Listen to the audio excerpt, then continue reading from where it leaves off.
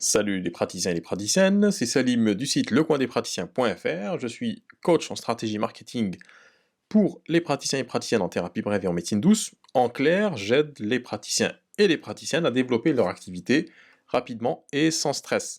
Aujourd'hui, on va voir ensemble quelles sont les mentions obligatoires sur un site internet. Alors, je voulais vous montrer, donc je suis sur le site servicepublicpro.fr.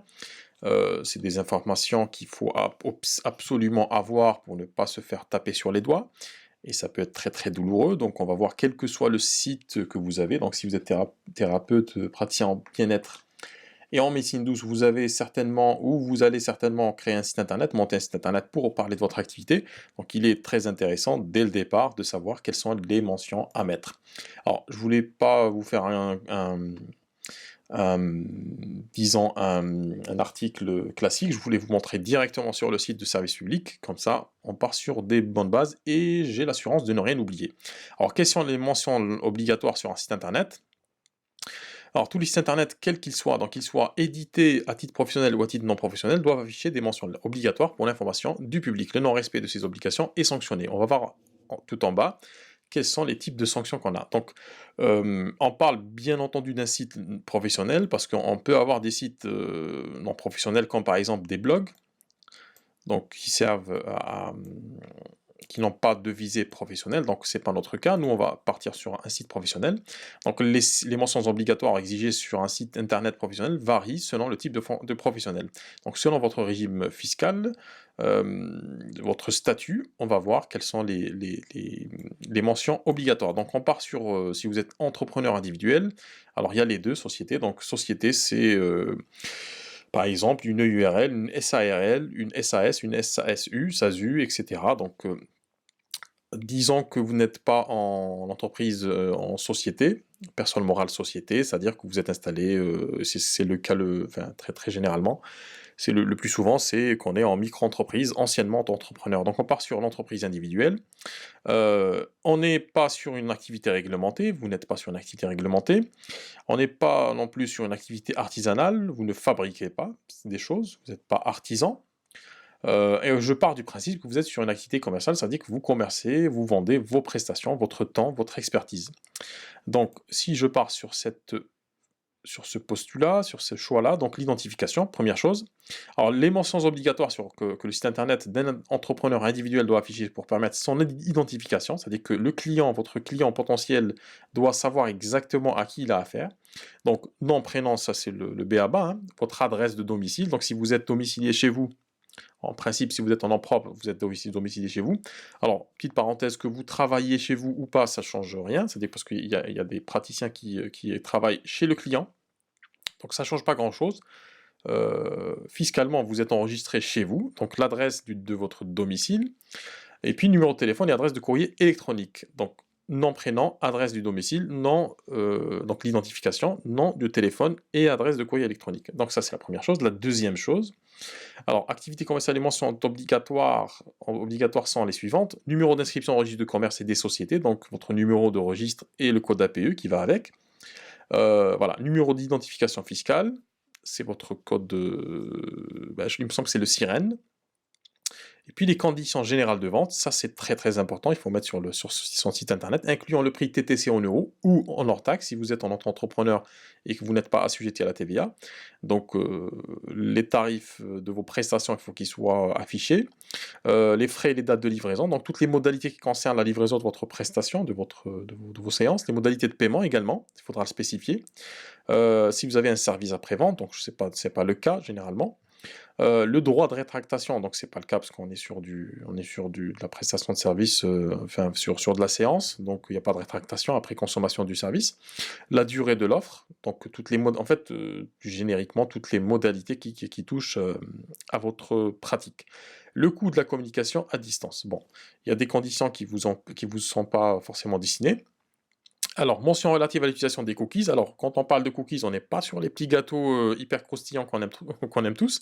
On est plutôt sur en fait, les cookies, c'est un fichier. Voilà, donc je vais reprendre la définition. Un cookie est un petit fichier informatique, un traceur. Alors c'est un fichier qui s'enregistre, que votre navigateur enregistre sur en local, en fait, sur votre ordinateur, ou votre terminal, qu'il soit ordinateur ou mobile. Le but, en fait, voilà, il permet d'analyser le comportement des usagers lors de la visite d'un site internet, la lecture d'un courrier électronique, de l'installation ou de l'utilisation d'un logiciel ou d'une application mobile.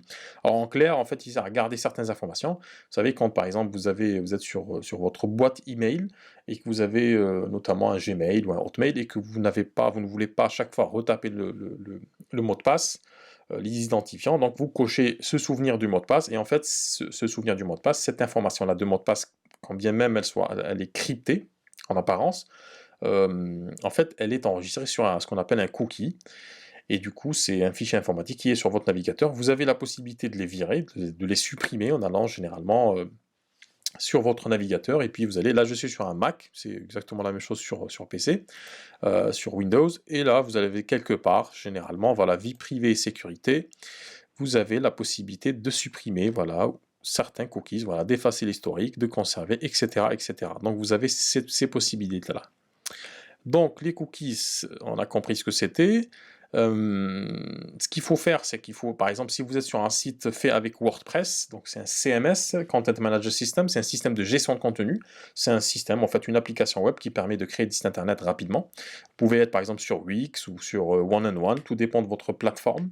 Vous devez installer un module qui prévient l'internaute justement que, en utilisant le site internet, il va utiliser des cookies, c'est-à-dire qu'il va permettre l'utilisation de ces cookies pour récolter de la donnée.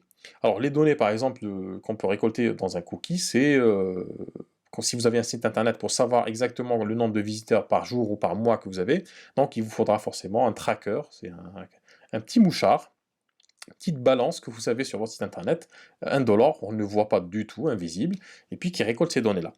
Donc, les éditeurs de sites ou d'applications qui utilisent des cookies doivent, donc éditeur de site, c'est-à-dire que votre site internet ou votre webmaster, la personne qui gère votre site internet, doit informer les internautes de la finalité des cookies, c'est-à-dire que quand vous allez alors je ne sais pas si ça va s'afficher, hein, le coin des praticiens, hop, parce que voilà, vous voyez tout en bas, donc nous utilisons des cookies pour garantir la meilleure expérience sur notre site machin. Donc excusez-moi, ça part dans tous les sens. Donc là, j'informe bien que pourquoi je récolte les cookies. Donc là, la personne, ok, donc elle valide. Ensuite, obtenir leur consentement, donc vous avez vu qu'il y avait un petit ok, et puis fournir aux internautes un moyen de les refuser. Ok, donc la durée de validité du consentement donné dans ce cas est de 13 mois maximum. Alors 13 mois tacite en fait par rapport à vos cookies, à toutes les informations que vous récoltez. Généralement, vous ne le faites pas de manière manuelle, c'est quelque chose qui est automatisé au sein de votre site internet. Donc ça, vous voyez avec votre webmaster, la personne qui vous a créé le site internet. Alors, mention relative à l'utilisation de données personnelles, ça c'est la partie la plus importante. Alors, les sites qui utilisent des données personnelles doivent obligatoirement donc mentionner les informations suivantes. Alors, petite parenthèse, qu'est-ce qu'une donnée personnelle? Une donnée personnelle, c'est une donnée qui permet d'identifier la personne. Elle peut être, directe ou indirecte, c'est-à-dire qu'on peut identifier directement la personne via son nom, son prénom, son numéro de téléphone, etc. Non, numéro de téléphone peut-être pas, donc nom, prénom. Une donnée à caractère personnel qui peut être indirecte, qui permet une identification directe, c'est par exemple l'adresse. Si vous avez l'adresse postale, vous avez maintenant des outils sur internet comme les pages blanches pour faire une recherche et savoir exactement qui habite où. Donc ça permet, en fait, en croisant ces données-là, on peut savoir qui fait quoi. Un email également, même s'il n'y a pas le nom, même s'il n'est pas explicite en termes de nom, peut être une donnée personnelle, donc indirecte, parce que on peut, en utilisant un email, faire une recherche sur internet, tomber sur la page Facebook de la personne, donc, et de ce fait, trouver le nom, prénom de la personne. Donc, les sites internet qui utilisent les données doivent mentionner les informations suivantes. Premièrement, donc, les coordonnées de délégué à la protection des données, donc si vous avez un DPO ou un DPD de l'organisme, s'il a été désigné ou d'un point de contact sur les questions de protection des données personnelles. Ça veut dire que là, en l'occurrence, ça sera vous qui allez répondre à ces questions-là. Donc vous précisez que c'est vous qui gérez votre site internet et que en cas de question, il faut s'adresser à vous. Pourquoi? Pour les raisons, pour les points qu'on va voir ensuite. Alors, hyper important, c'est les la finalité poursuivie par le traitement auquel les données sont destinées, c'est-à-dire que vous devez expliciter clairement, euh, expliciter clairement quelle utilisation vous allez faire de ces données-là. Il faut que les gens sachent exactement que quand vous récoltez des données, alors qu'est-ce que récolter les données quand vous allez par exemple récolter des données au niveau du nom, du prénom, si la personne s'inscrit à quelque chose, pour télécharger quelque chose, si elle doit par exemple télécharger un e-book, accéder à une ressource conditionnée par une inscription, si elle doit vous envoyer un mail, donc vous allez garder ces données-là, vous allez les recevoir sur votre boîte mail, etc., etc. Donc les personnes doivent savoir exactement elles partagent leurs coordonnées avec vous, qu'est-ce que vous allez faire concrètement de ces données-là, la finalité de ces données. Ensuite, troisième point, donc caractère obligatoire facultatif des réponses et conséquences éventuelles à l'égard de l'internaute d'une défaut de réponse. Donc caractère obligatoire facultatif des réponses et conséquences éventuelles. Ça, j'ai pas trop compris. Caractère obligatoire ou facultatif des réponses. Bon, je sais pas, je me renseignerai plus tard sur ce point-là. Alors, destinataire, catégorie de destinataire, voilà. Donc, on doit savoir exactement aussi qui sont les destinataires de ces données-là. Donc, généralement, si vous êtes installé seul, vous êtes la seule ou le seul destinataire de ces données. Si vous avez une école ou un centre de formation, c'est beaucoup plus complexe parce qu'il doit y avoir une personne qui va gérer ces... en fait, par exemple, si vous contactez le département pédagogique, donc vous allez mentionner les données récoltées par tel ou tel, par exemple, formulaire sont destinées à tel ou tel département, tel ou tel organisme ou bureau. Voilà. Il faut qu'on sache exactement qui reçoit et traite ces données-là. Alors, droit d'opposition, d'interrogation, d'accès et de rectification. Donc, il faut mentionner que la personne a le droit d'opposition, d'interrogation, d'accès et de rectification. C'est-à-dire qu'elle doit savoir exactement ce que vous faites de ces données-là et que c'est un droit, c'est-à-dire que c'est pas facultatif, c'est-à-dire elle peut, si elle a besoin, si le besoin se fait ressentir, elle peut vous appeler directement, ou vous contacter, vous demandant, et vous êtes dans l'obligation donc, soit de supprimer ces données, de lui dire qu'est-ce que vous faites de ces données, d'accès ou de rectification si la personne veut modifier par exemple un pseudonyme, un prénom, un nom, etc., etc.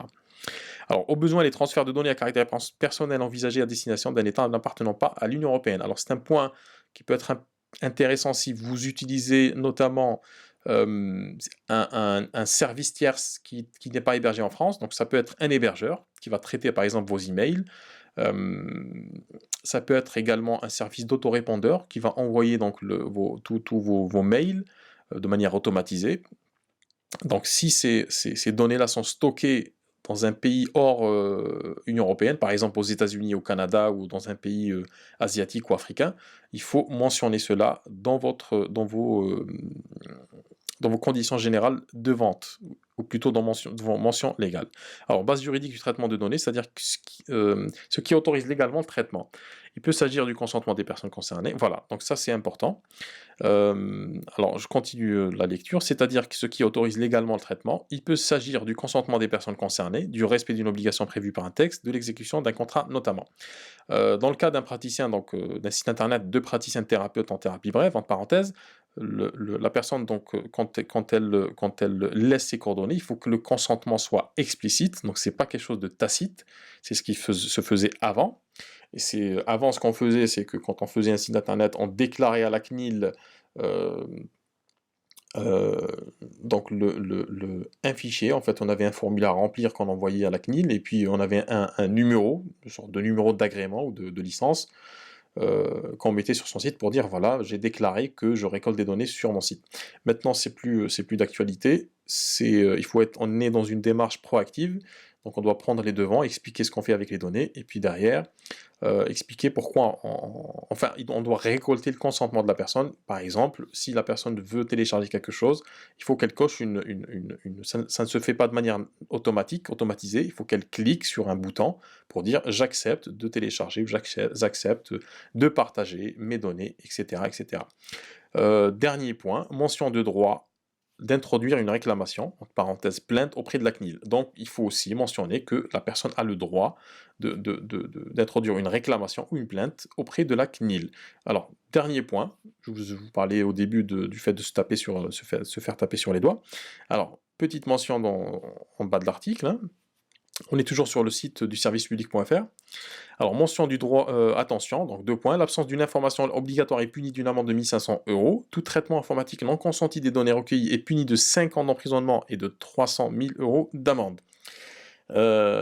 Donc du coup, ça veut dire quoi? Ça veut dire que si, vous ne respectez pas toutes ces règles-là, vous êtes tombé sous le coup de la loi et si en cas de plainte ou de contrôle, ça peut arriver, heu, vous êtes mal. Donc faites très attention à ces points-là. Réécoutez réécoutez la vidéo pour savoir exactement de quels sont les points à mettre sur son site. C'est des choses qu'on peut mettre, facilement. Pour certaines autres choses, donc vous pouvez vous rapprocher de votre serviteur si vous avez des questions ou vous voulez par exemple faire un audit complet de votre communication, de votre façon de travailler et que vous voulez vous mettre aux normes, vous me contactez, contact@lecoindespraticiens.fr, je me ferai un plaisir de discuter de ça avec vous. Alors, dernière petite phrase dans cet article, seules les plaintes relatives au commerce électronique doivent être traitées par la DGCCRF. Alors, c'est la répression des fraudes. Donc, si vous êtes, donc là, c'est pas le cas, mais il peut s'avérer que dans certains cas, les praticiens, non seulement donc ils ont deux activités, c'est-à-dire que, par exemple, un naturopathe peut exercer donc en tant que prestataire de service, accueillir donc les personnes dans un cabinet ou se déplaçant chez eux ou chez elles, ou il peut également vendre à distance, donc vendre un produit à distance, soit de la prestation, soit un produit. Il peut vendre aussi ça peut être des huiles essentielles ou des produits naturels. Donc dans ce cas-là, donc pour cette partie-là, seules les plaintes relatives, donc la répression des fraudes, hein, la direction de la répression des fraudes qui s'occupe de ces plaintes-là. Voilà, voilà, donc je vous mettrai le lien en description. Si vous avez des questions, n'hésitez pas.